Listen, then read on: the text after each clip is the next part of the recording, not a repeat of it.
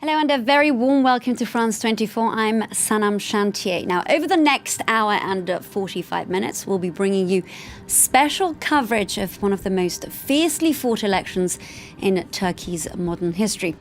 Assalamu alaikum. This week, we are bringing you a special edition of Middle East Matters from Saudi Arabia, where the young crown prince has set out an ambitious plan to supposedly modernize his country. Let's cross to France 24's Sanam Shantyaei, who's in the Saudi capital, Riyadh.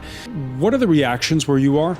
As you can imagine, this is not an easy subject to broach here in Saudi Arabia, but I have been speaking to a number of people in the capital, some of them saying that they're not familiar with the news story, one woman dismissing it as gibberish. Now, here in Iran, some 55 million people are eligible to vote, and one of the top issues for them is, of course, the economy.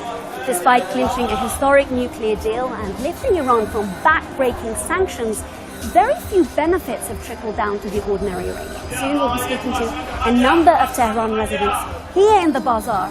Now, Minister Hamadeh, for more on that, we're actually going to cross to our correspondent in Tehran, Reza Sayegh, who's been following developments for us from the Iranian capital.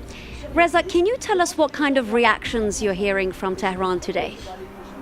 Yeah, obviously Tehran keeping a close eye on these elections. Some in the Iranian media gloated over the results of these elections. Now, what's particularly interesting is it seems like this is one of the first times that the Algerian community, both in and out of the country, are immensely united across the regions, across generations, across ideological fault lines. It is time for Media Watch now, and Sanam Shantyaei is with us in the studio. Hi there, Sanam. And you've been looking at the burgeoning talks between Washington and the Taliban. There is a fear that a peace agreement may not necessarily mean peace for the women of the country. This is just an image of the negotiations you can see on that side of the table. Men only from the Afghan side at the time. Women were not able to have access to education. They couldn't hold jobs. They had to put burqas on to leave the house. And while there's a lot of publicity around the fact that the group's views towards women have marginally improved, women are still very much repressed in the country. What about this deal that was made between the European Union, Italian authorities, and even the Libyan Coast Guard to try and intercept some of these migrants, refugees that are trying to cross and return them forcefully to Libya? What is the UNHCR's position on this particular measure? Well, we think it is not ideal, but once they return to Libya... Ideal? I mean, there's a reason they're escaping Libya. Yeah, exactly. No, but once they are returned, then we take care of them. Jason, your family is currently in the process of suing Iran. You're seeking millions of dollars in damages.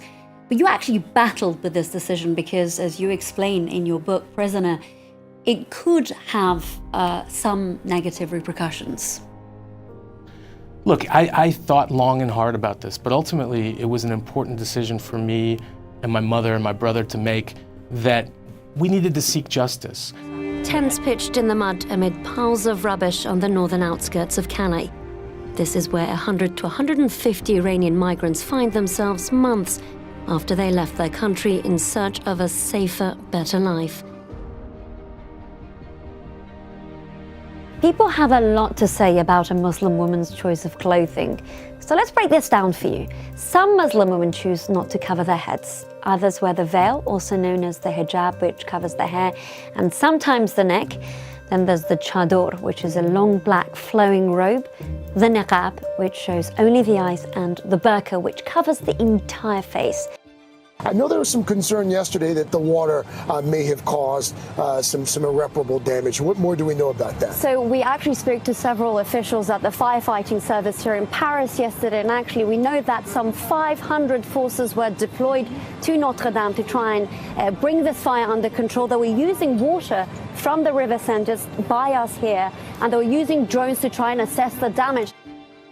I've noticed you're a fan of global trivia, and I want to test just how Iranian you are with a round of quick-fire questions. Okay. After oil, what's Iran's second largest commodity? Pistachios. Carpets. Pistachio carpets. And we're coming to you from La Villette, here in the French capital, which for the next 6 months is going to be home to artifacts belonging to the tomb of ancient Egyptian pharaoh Tutankhamun.